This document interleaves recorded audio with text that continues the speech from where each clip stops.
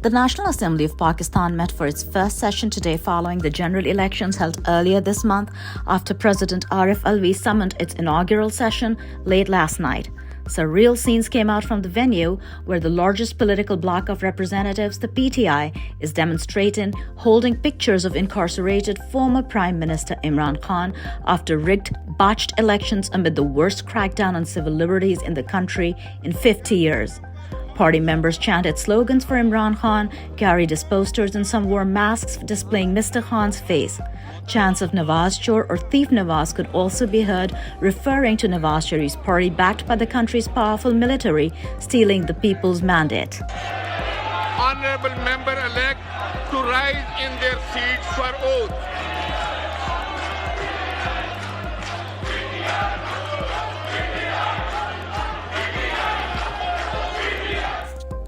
31 members of the U.S. Congress have written a letter to President Joe Biden and Secretary of State Anthony Blinken about the Pakistan election, urging the administration to withhold recognition of the new Pakistani government until allegations of electoral fraud are investigated.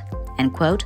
Given the strong evidence of pre- and post-poll rigging, we urge you to wait until a thorough, transparent, and credible investigation has been conducted before recognizing a new Pakistani government. End quote. The letter was sponsored by Congressman Greg Casar and Congresswoman Susan Wild and signed by 29 other members of Congress. Former Prime Minister and founding chairman of PTI, Imran Khan, has now been in unlawful incarceration for 208 days. In a press conference, his lawyer Naeem Haider Panjatha explicitly stated that Imran Khan has refused to be shifted to his Islamabad residence of Banigala from the Adiala jail. And former First Lady Bushra Bibi has said that she stands firmly with Imran Khan and with the Pakistani nation. The Khans have said that the pressure tactics and fascism cannot break them under any circumstances.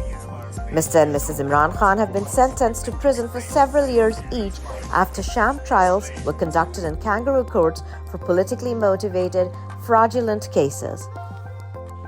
The Israeli Finance Minister Bezalel Smotrich has announced the approval of new illegal settlements south of Jerusalem and said work would continue on authorizing further settlements despite widespread international criticism.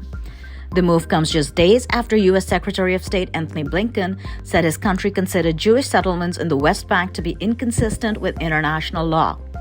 Earlier this month, the UK and France also condemned Israel for promoting settlement construction in Palestinian territories and issued sanctions against Israelis accused of committing violent acts against Palestinians in the West Bank.